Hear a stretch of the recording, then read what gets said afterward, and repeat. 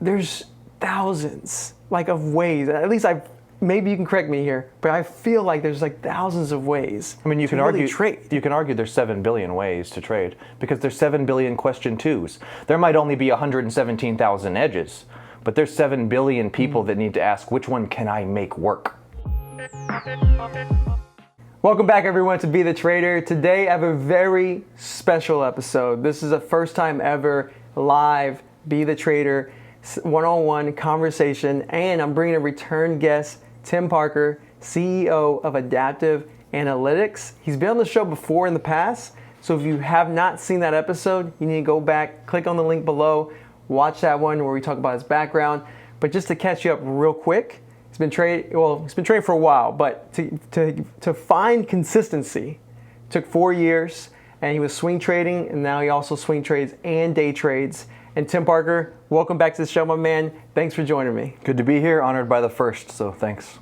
Absolutely, and just to let you all know, usually we'll do interviews, occasionally we do topical discussions. Today we're gonna do a topical discussion we'll start off with the idea of how everyone is unique in their own trading, and then we'll just take it from there. So if you want to start it off, talk about how you've learned or seen how so many traders are different, even when they learn the same strategy. Sure. This is something obviously you and I have talked about personally several times now, but so I'm in the business now of teaching traders, and what I teach is a semi-systematic way of organizing information about the market. So I'm in kind of an interesting spot where I'm teaching something that's systematic, meaning not personal, but it's also, I've learned and done a ton of a journey of learning and education on this, is that there's a meanness to an individual trader's trading. There's a Timness to mine, there's an Alexness to yours. And that's really not something to be ignored or avoided. That's not like something that's not ideal or suboptimal. We want to sort of get some of the worst human parts of ourselves out, but not the identity part, because there's a personal reality to the world. So I would just start by saying there's two fundamental realities. There's the way things are, and there's the way we are. So something like math is a fundamental, is an objective reality. It's a set of rules and principles, not really concerned about who we are as we interact with it. Same thing as like trading history or market history, market mechanics. It's an objective set of rules and realities and facts, not really any personality to that. And you look at a systematic trader, it's the same sort of thing. It's objective inputs. A systematic trader gets really specific and definitive signaling about where to do business or not do business. So that's the way things are, objective reality side of things. So when we consider that, what we notice right away, I think gut feeling is that's not the whole picture. It's missing the second side of things, which is the personal reality. And for me, personal reality is something like suitedness or style, the personal realities. So it's really, really important. We have to do step one. We have to find out what's true, and we have to not think false things about the market and the way the market works. And it's very crucial that we believe sane and not insane things about money management and finance and decision making in these contexts and trading itself. But it is not enough just to do that step one because of this really crucial step two. So when you've decided something is true, when you've concluded something is real, works, functional, there's a second question that you need to ask of it, which is it well for me? Am I well for it? Does that make? Yeah, that makes perfect sense. Because for me, that's something that I have done. At the beginning of my trading career, I didn't really do at first, but then somewhere in the middle, like 3 years in, I was like, I just want to be a trader who trades one setup, right? And I was like, something that maybe happened once a week. Sure. And that fit my lifestyle at the time, because I was thinking all I want to do is be consistent. Like, I'm not trying to make money. I'm not trying to blow it out the water. I just want to be consistent. And I didn't need to worry about making anything happen at that time.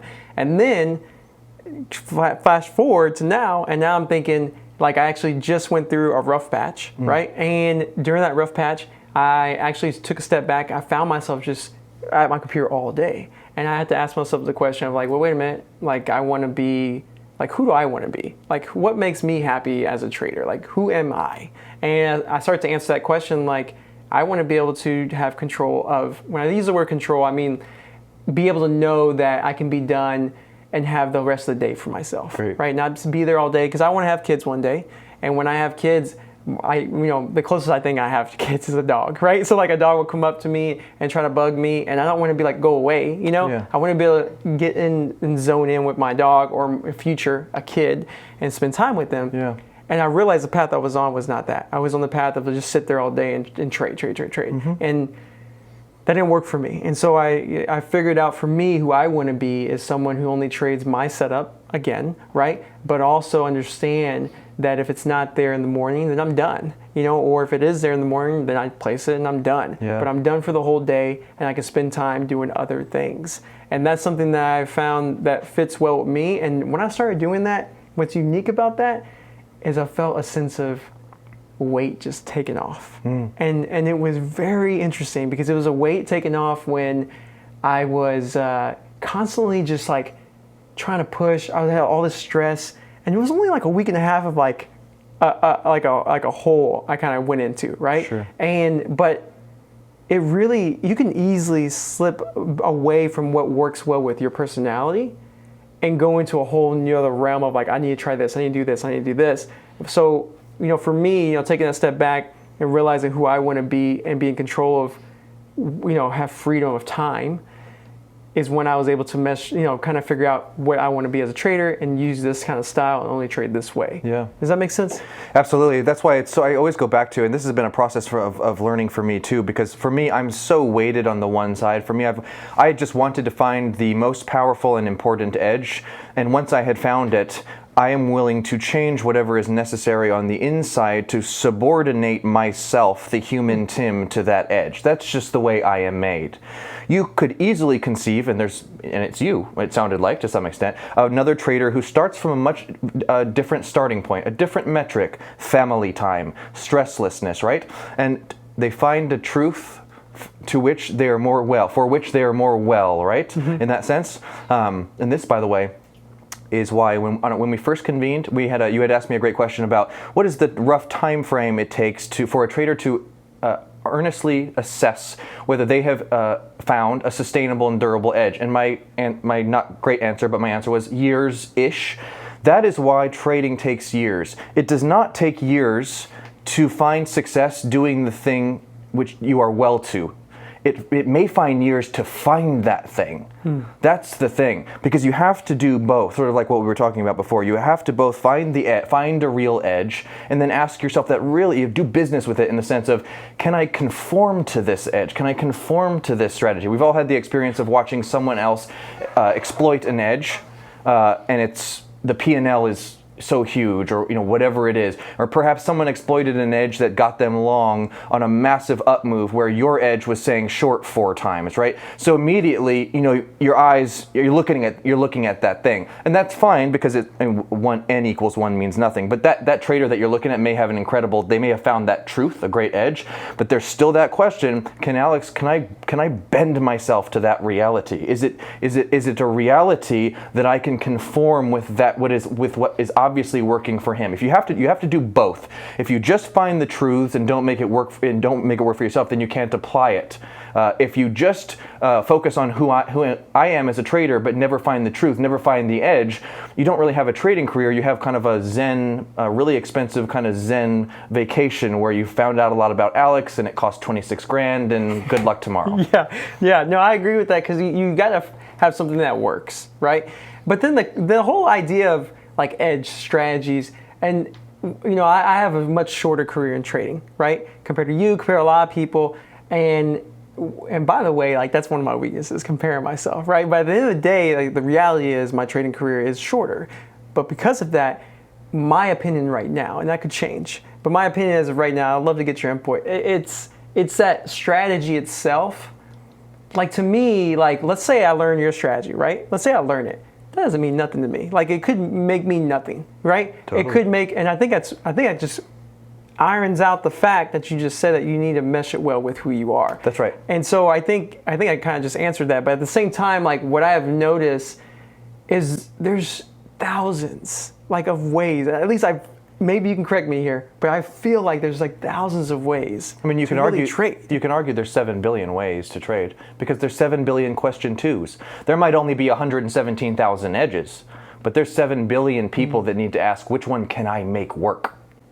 Okay, that makes sense. So would you say like someone can learn one strategy, and both traders, because they both are different people, they could both make them work in different ways?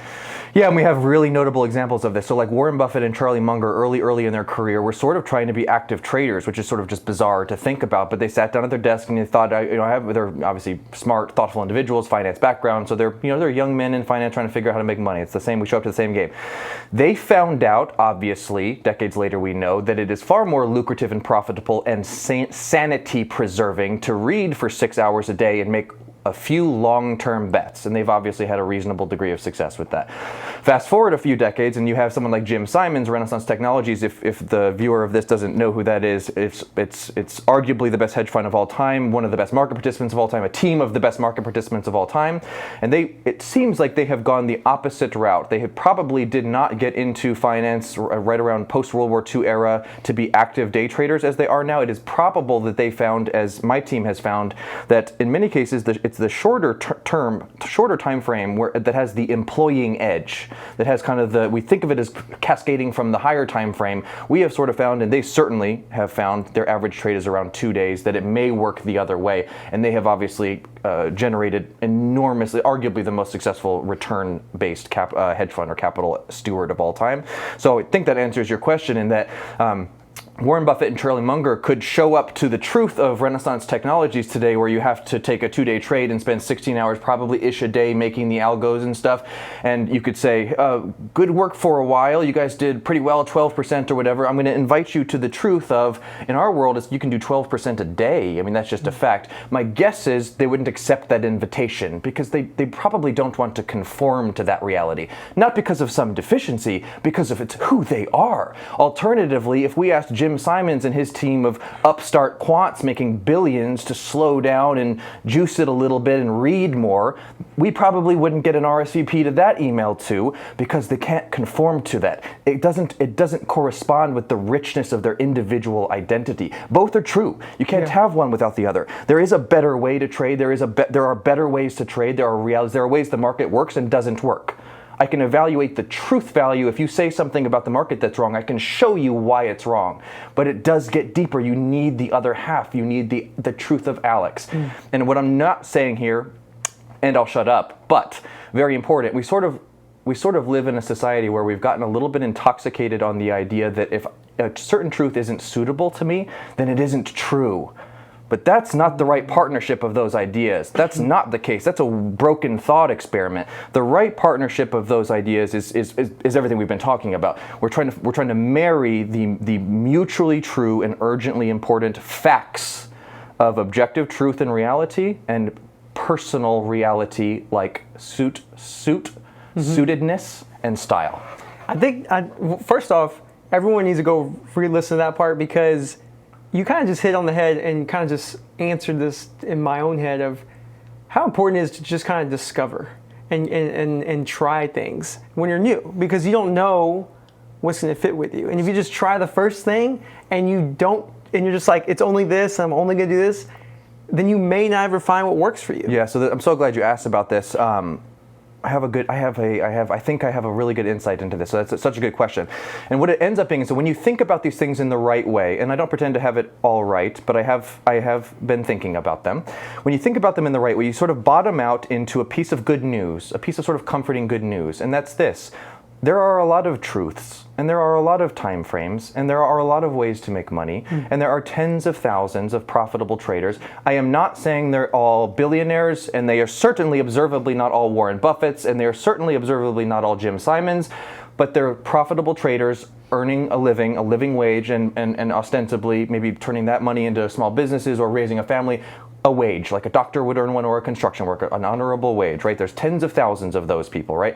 And of course, we all know it's important to say, we all know the individual for whom trading didn't work, and so it's not possible at all. And so I'm not real, and so you're not real because he failed, which is a really important mistake, because what happens there is, your mistake is, you failed in one walk of life, and then you turned that into, you failed in looking at the world the right way. And that's a really important mistake to see, because that can turn into you not being able to do anything. When you see those people that are sort of luckless and they can't get anything right, and it's always someone else's fault, and they just can't get anything going, even if they're a smart person, this is exactly what's happened. Fail in one thing, and then you fail to look at the world the right way, and then you start to fail in everything because you can't see anything the right way. I say all that just to say, doubt your doubts, I guess, a little bit. We definitively know there's lots of people making this work, even with a small, modest edge, just making a living wage, even if they're not famous. There's lots of truth. So I would just say to that trader, if you find something to be true, you knock on its door and you say, can I conform to this? Is it lucrative? Can I make it effective? Can I not go insane? Can I make a little bit of money? And the answer from that door is no. Look around, you're in a big hallway of doors, knock on another one, knock on 20 more. Yeah, I love that. And, but you said something earlier too, and you said you personally are someone who wants to find the edge that you see as one of the best edges, and so that you can conform yourself to that edge. Sometimes I think of not even knowing Tim Parker, the trader. I don't want to know him. He sucks. Here's what I want to know, though, because someone's going to watch this and be like, how do I know that I can conform myself to an edge? And how do I know that I am someone who needs to find something that works well for me? You know what I'm saying? Because like for me, I hear you say that and I'm like, I'd rather, we're different. I'd rather find something that works for me, whereas you want to find something that you can conform yourself, you'll make yourself conform. How do you know you have that flexibility, or if that's good for you, or can you know? You know what I'm saying? Yeah, great question. So the big too long didn't read answer is you have to just try it and work with it, and then you're gonna get shot out the back end of it if it's not for you. People sign up to join my team, and we have an edge that, something would have to go horribly wrong for you not to see that there's quite something going on there. But that does not mean everyone can conform to it, or it's the right thing for other people. I deeply honor that. That happens, and that's this world. Let's not be intellectually crazy about this. So you have to just kind of do it and try it and grapple with it and get your hands dirty and experience. This again goes back to, this is why trading takes years. It does not. If you found out that I'm good at sprinting and sprinting is good with me, I am well for it.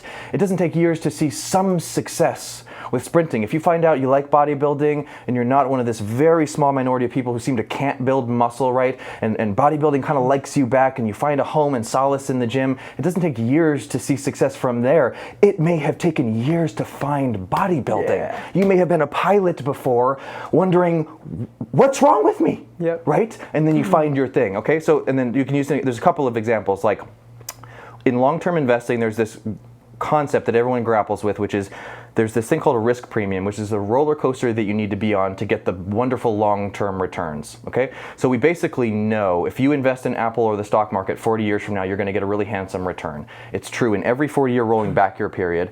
The course of history would have to materially change. Like there'd have to be an alien invasion for this truth to be threatened or subverted.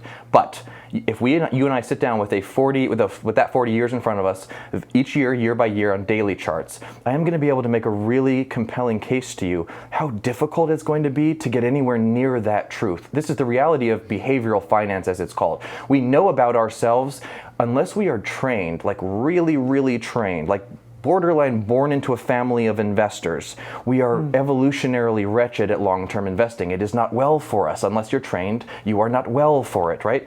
The difference between the very easily accessible fact of if you invest in Apple and lose your password 40 years from now, you're going to have a handsome return, and the way, it might as well not even be, it's almost like the truth doesn't matter. The way is so important, the well-for-itness of that. I don't know if I did a good job of answering your question, but that's another example would be taking that into the trading world, like something like a low float runner, okay?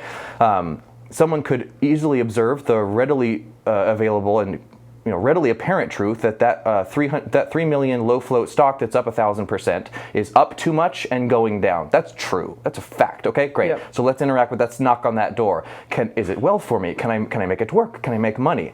I think a reasonable conclusion for a newer trader is it's probably not the most prosperous path to your trading career to short every micro float runner. I think most people, hearing this would be like, toast, clink a glass, right? Yeah. Most. I'm sure there are people, there's exceptions to everything, but yes. So that would be another example of that. And I like that you said that, because the low float runner, a lot of people can't relate when it comes to day trading, because they see that every day, or not every day, but it happens often. Yeah. And I think it's just that, it's that whole idea that just because is a truth that it will come down doesn't mean that it works for you as an individual, or like the odds may not be in your favor for how you can handle things, right? If we study a set of people that have decided on that, they observed that truth and decided that it's well for them, that they can make a living doing that, it's a little graveyardy. Yeah, yeah, it definitely is.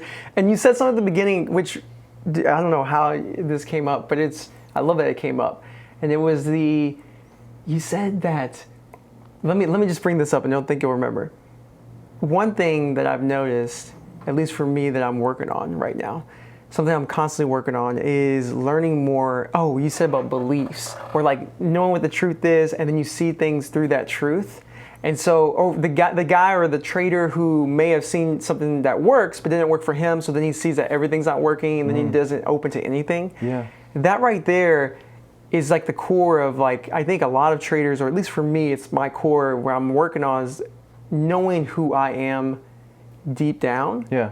And understanding where are these beliefs coming from. Sure. Right? Because like I had a belief for the longest time, especially when I first started coming up as a trader, that, I can never long. I can never long, because when I first started my first trade ever, like it was like a long, lost like $6,000 in like 3-4 minutes. It was dumb. So now you have a wrong belief. And I had a wrong belief for the longest time, not anymore, but for the longest time I had that belief that I can never do this. I just can't. I can only, I started to short. And then I had this belief for a while where I took all these courses, and then I thought no one was trying to help anyone, and I had that wrong belief. So I saw people in a wrong perspective. Yeah. And then as I've been working on myself, just like really recently, I've been like, I meditate every day, but I also have been doing a lot of self-centered understanding. Like when I meditate, I'm like asking myself, when I feel certain emotions, or when I feel something, where is this coming from? Why do I feel fear when I'm in this stock right now? Is it because I have a belief that I can't accept being wrong? Is it because I have a belief that I judge myself when I lose? Yeah. And if I say yes to that, then I immediately start to question that belief, and I'm like, you know what?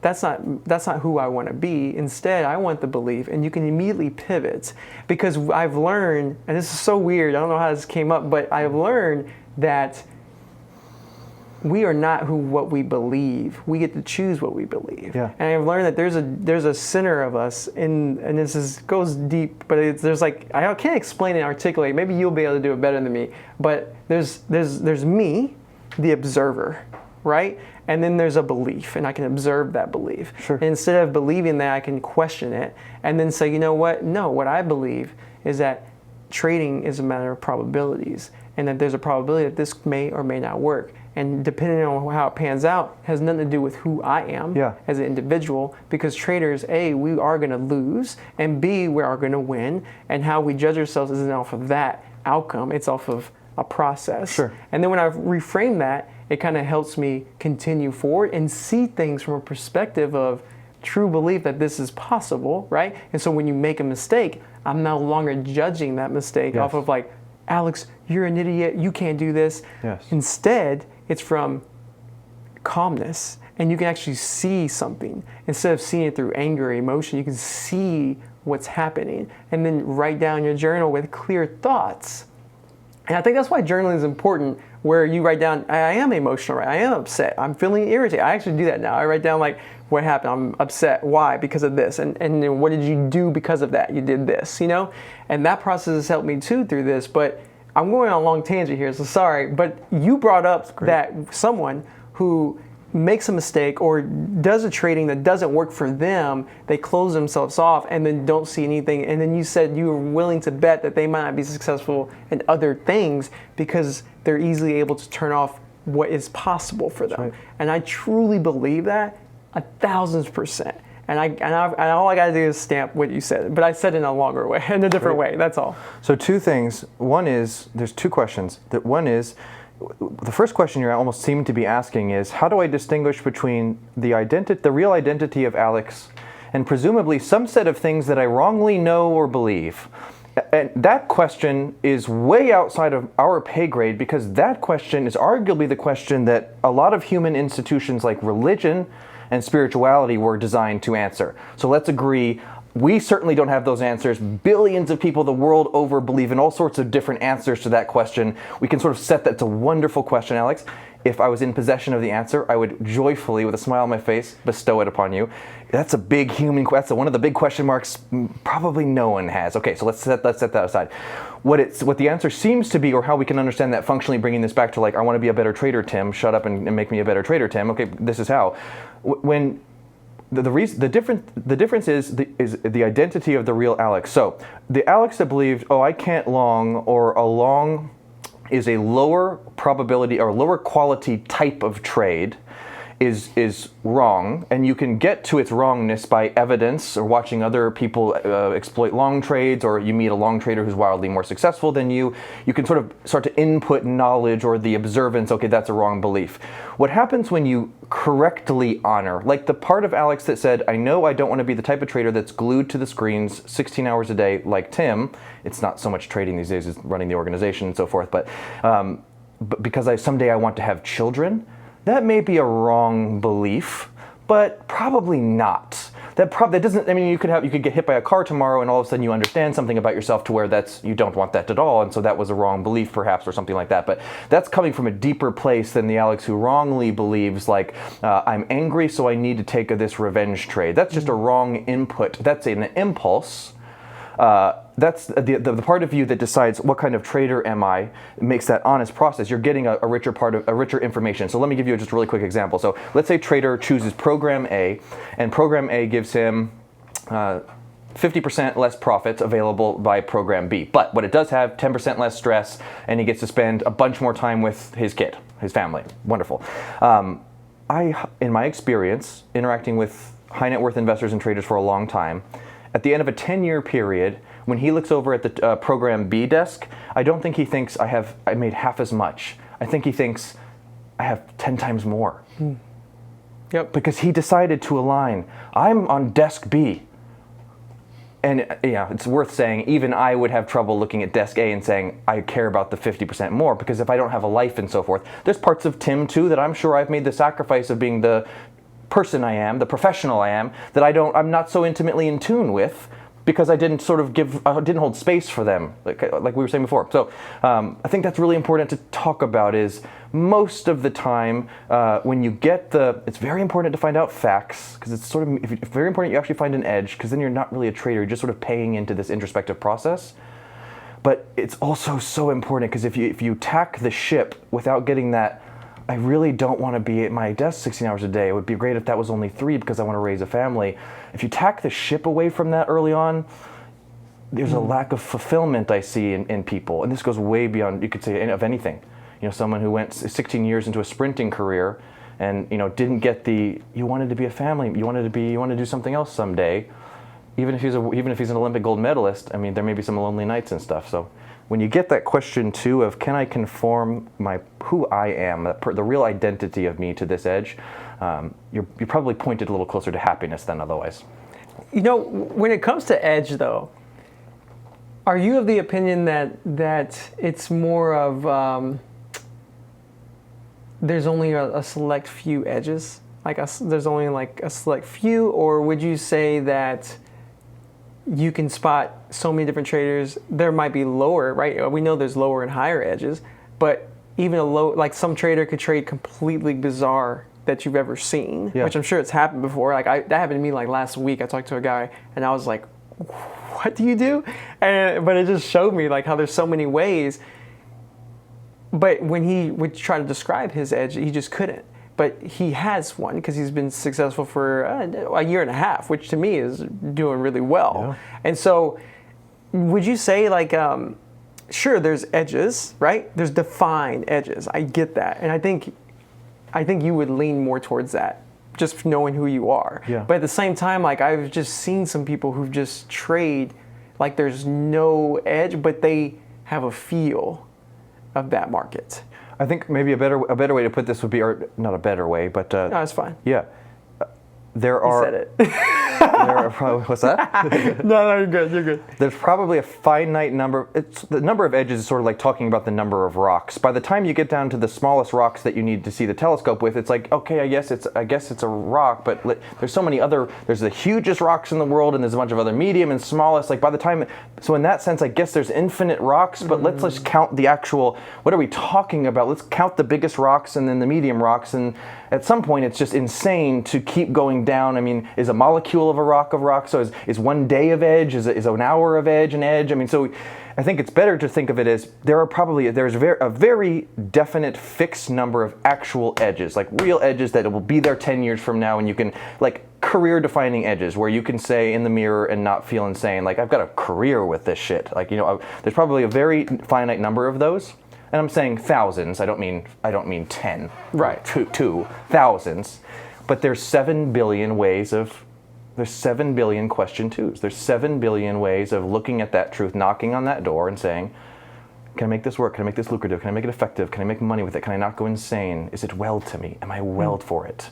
There's 7 billion or whatever of us, and each one of us, that maybe that hallway has 100,000 doors. But there's 2 parts, and that other part is there's you and I are as distinct and separate as anything. Absolutely. Even if we knock on the same door, so is that the same edge? If you and I knock on the same door, we both find, I can conform to this. I can make this work. Are we trading the same edge? If we both knock on the same door and we both, can you conform to it? Yeah. Are we trading the same edge? If we both apply it, we're both using it. In that instance, I mean, I would say, sure, but at the same time, there may be some nuanced differences between who we are and how we execute. So it's almost like a paradox. Then how many? Like I agree, that's exactly right. It's the same edge and it's different. Right, and that's how it's that right there is, I think, the hardest thing to show someone and explain to someone when they're learning. Because when I started trading, I expect, maybe I'm wrong for this, but I expect that there's A, which gets me B. Yeah. Like if I learn A, I'm always going to get B. Yeah. And that's not the case. That's why trading and engineering are so different. God knows 100,000 engineers on this planet way smarter than I am. So this is not casting aspersion at a profession. I'm almost every engineer I know is smarter than me. So, but I also have had the experience, including my mentor, of people whose brilliance in engineer have been impediments, not accelerative in their trading career. It is for exactly that reason. There's exactly one way to build the kind of bridge you want to build. One. Little margins of errors perhaps for a screw type or something. Basically one. It's a hard physics is a hard science. There are rules that govern the universe. They don't warp and of course, whatever. Trading is very different for that, and that's why you see a brilliant engineer or a brilliant doctor. I've seen this many, many times. Of course, they can absolutely then be a brilliant trader. Often it's a little frictional. That's a good point. Well, look, before we wrap this up, though, and I know people are going to be like, oh my God, y'all are stopping this. But first off, you guys all better be liking and sharing this content because we want to do more like this. And I want to bring Tim back. So if we get this going, we're going to bring him back definitely again, have another conversation. But Tim, where can people learn more about you if they have any questions or anything like that? Yeah, so my organization is Adaptive Analytics, and so it's adaptiveanalyticstrading.com. Find what's true over what's false. Ask yourself, can I conform? Can I make this? Can I apply it? That's it. That's where all the momentum starts. That's where the fun starts. Yeah. Awesome. Well, thank you so much, man, for joining me today on the first ever face-to-face Proud of interview. you, man. More to come, I hear. I love it, dude. I thank you so much, man. Of course. Thank you.